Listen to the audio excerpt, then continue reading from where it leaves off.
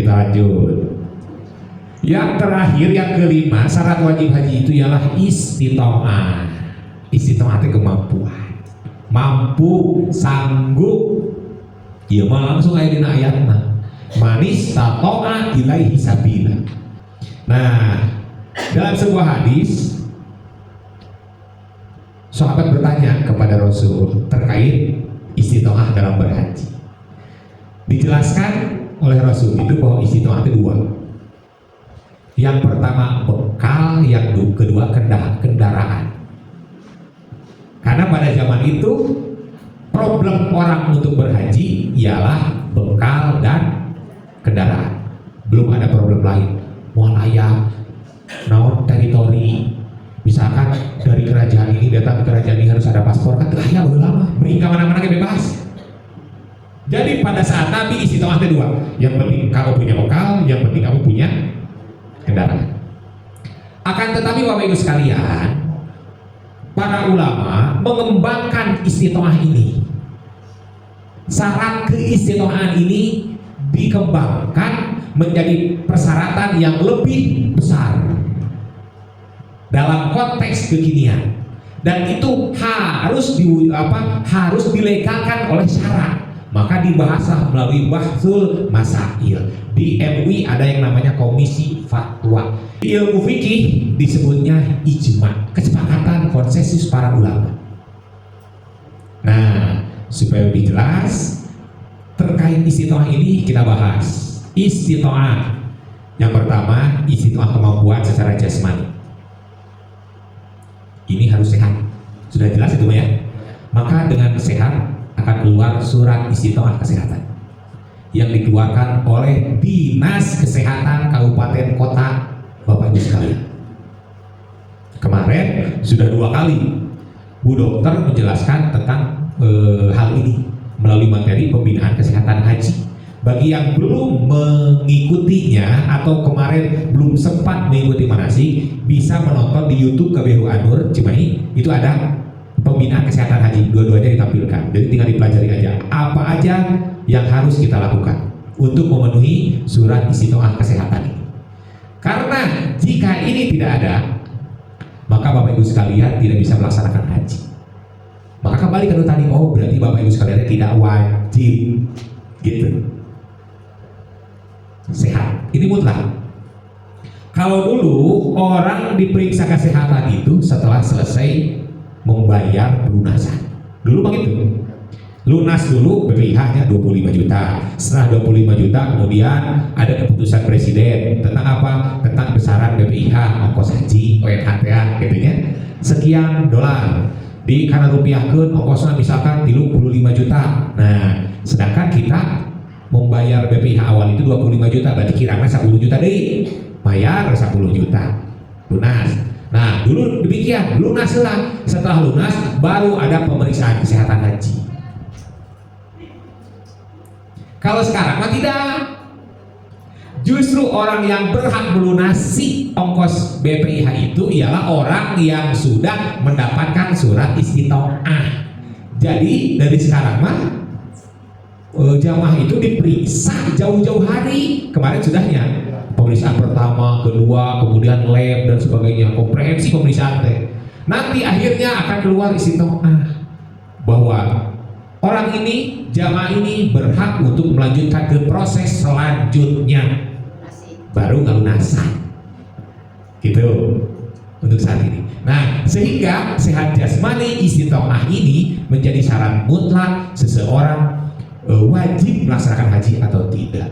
Sehingga jangan kecil hati, aduh ibu teh tidak mendapat rekomendasi dari dinas kesehatan, kumargi dikarenakan mempunyai penyakit menular kan gitu. Penyakit menular itu belum tentu penyakit parah, tapi menular.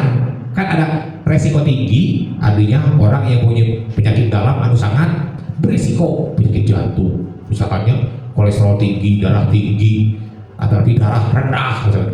Orang penyakit parah misalkan. Nah, tidak keluar surat istitoah. Ada orang yang punya teh biasa-biasa, tetapi menular. Seperti apa? TBC misalnya dan sebagainya. Nah, TBC oke ada 2 kategori. Ada yang bisa mendapatkan surat istiqomah, ada yang tidak. Lihat aja lah di video tentang pembinaan kesehatan hajinya. Tapi intinya apa?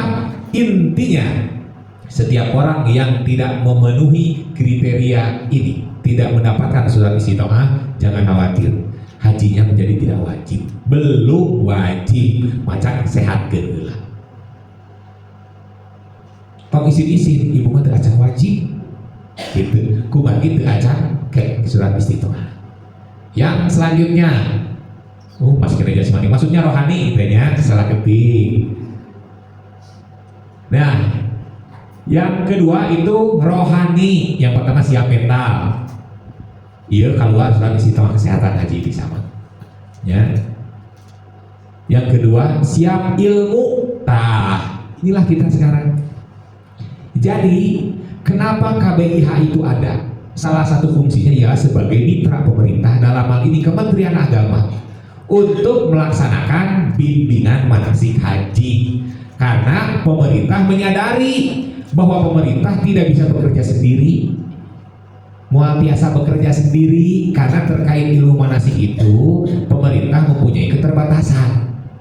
Disanggup para kiai, para pembimbing haji dijadikan pegawai negeri, mah disanggupan. Pada atasnya sih ada KBIH. Dan jika ini menjadi kewajiban negara, berarti abdi teh kudu jadi ASN gitu nya. Yang pegawai negeri digaji tiap bulan sanaos teu acan usum manasik gitu.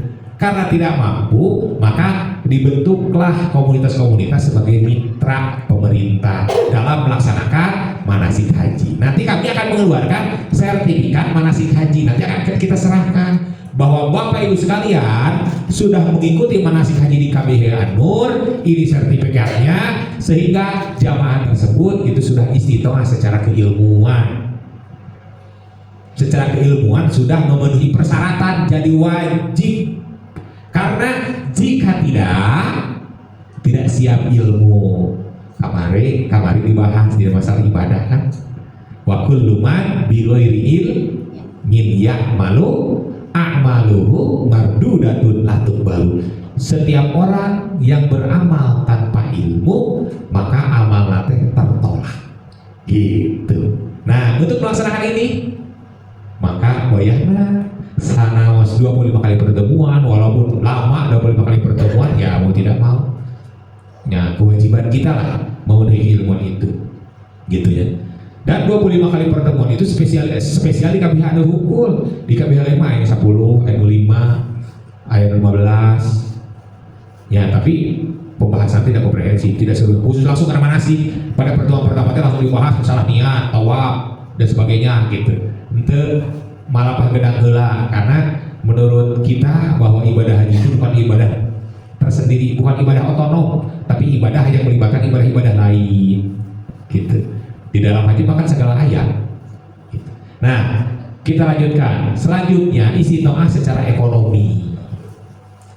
Secara ekonomi harus istiqomah dalam arti dia sudah siap biaya. Sudah jelas pertama, tidak ada haji gratis. Kalau dalam peribahasa tidak ada kopi gratis, dalam haji mah tidak ada haji gratis. Dari mau diongkosan, kan diongkosan mengeluarkan uangnya itu gratis. Kata negara pun itu tidak mengeluarkan haji gratis. Kita pejabat haji gratis, itu gratis. Dibayar ku negara nama, ka Saudi teh haji gratis. Maka disebut lagi Haji Nurdin. Tahu Haji Nurdin? Haji Nurun Dinas, jadi sekalian dinas haji teh. Ya bidinnya. Nah, terbiaya dinas gitu. Nah, ini jadi pertama harus siap dalam pembiayaan, karena haji itu ibadah yang mahal, bukan ibadah yang murah. Selanjutnya siap bekal. Nah, Bapak Ibu sekalian sudah siap bekal belum? Siap. Nah, siap bekal ini dia harus mempunyai living cost, biaya hidup. Untuk siapa? Untuk jamaah, untuk dirinya, dan untuk keluarganya. Bapak Ibu sekalian nanti akan diberi living cost, tapi untuk sendiri, untuk dirinya sendiri. Kalau living cost untuk keluarga mah wayahna Bapak Ibu sebelum berangkat haji itu makalan kabudak. Entok diantep Bapak Ibu rek ngalasan haji cipika-cipiki dadah gitu, dadah teh di rumah teh listrik tetetan, beas teu aya, budak teu dibekelan, jang sakolah, SPP nunggak, maka orang tersebut belum istitoah karena melakukan satu kewajiban tapi meninggalkan kewajiban yang lain.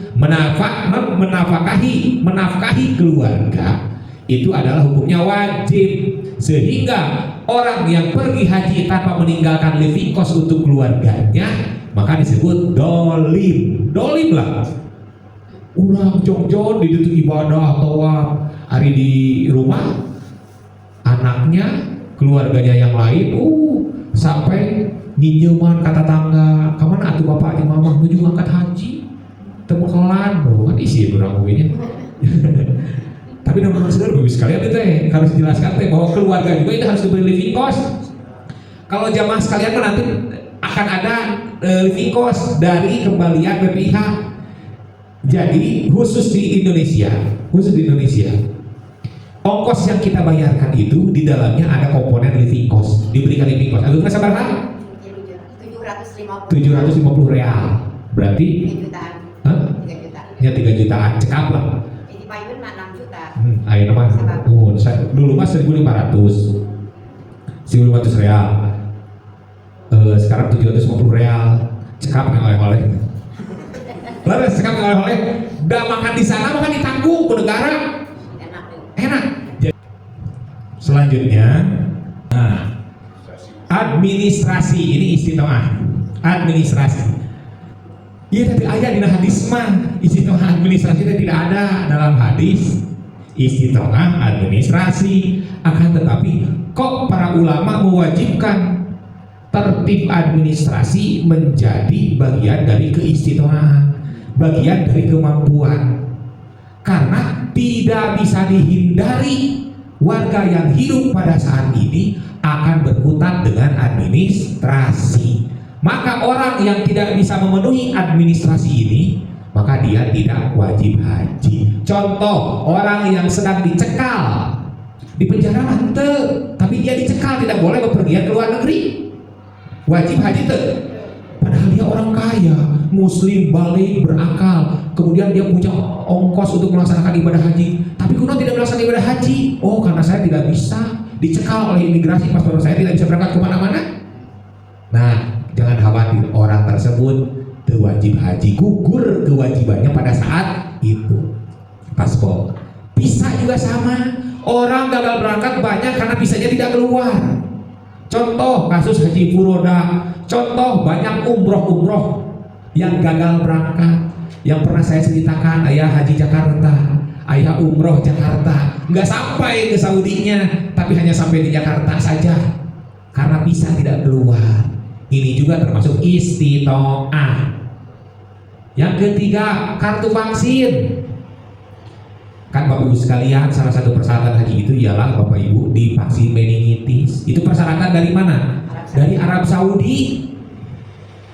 Dari mana judulnya di dalam hadis tidak ada, dalam Al-Quran tidak ada tentang vaksin meningitis.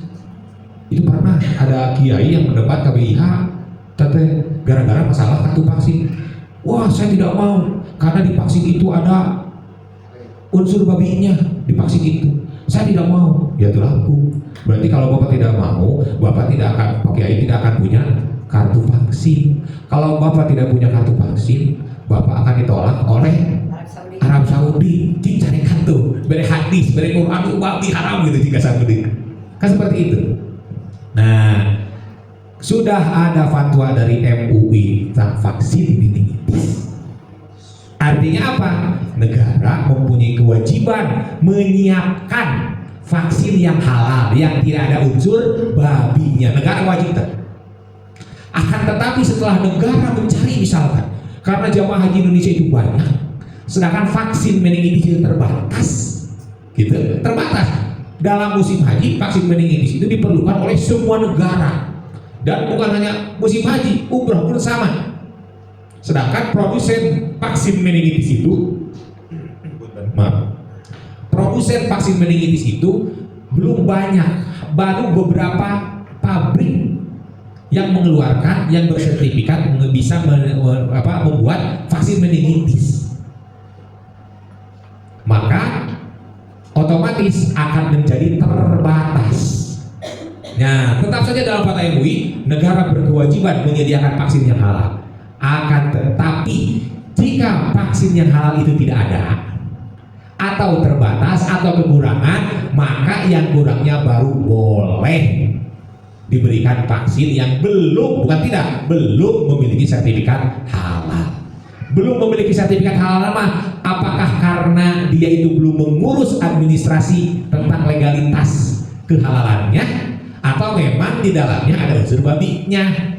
Terlepas dari itu, tak kedaruratan untuk melaksanakan ibadah haji dikarenakan harus ada kartu vaksin meningitis itu menjadi darurat dan membolehkan yang asalnya tidak halal menjadi boleh gitu. Nah, si bapak itu alim, saya tidak mau ada karena tidak ada pada saat itu. Kalau sekarang sudah banyak vaksin yang halal, ada sertifikat halalnya. Kalau dulu tidak ada, tetap tidak bisa. Karena ketika Anda datang ke sana, ke Saudi, Anda akan ditolak, akan disuruh pulang lagi, dideportasi. Tidak punya kartu vaksin sama dengan tidak punya visa. Karena tidak mau kerajaan Saudi mengambil resiko memasukkan orang yang tidak dijamin kesehatannya. Termasuk tiket pulang pergi juga demikian. Kita persingkat. Terakhir, istitoah itu ialah istitoah dalam hal keamanan. Keamanan di mana? Keamanan dalam perjalanan, keamanan di tempat tujuan. Di Saudinya harus dalam keadaan kondusif. Di perjalanan, jika kita memakai pesawat, jalur yang dilewati oleh pesawat itu harus aman. Tidak boleh melewati negara konflik. Pernah mendengar ayah bom nyasar? Pernah kan? Di Rusia, di Kazakhstan gitu, bom nyasar karena melewati daerah konflik. Nah, harus aman dalam perjalanan, aman di tujuan. Di Saudi tidak dalam keadaan berperang, aman dalam kepulangan dan aman di keluarga. Jangan sampai kita berangkat haji tapi keluarga nuju riwe. Harus mengamankan dulu, harus safety lah ibarat nama.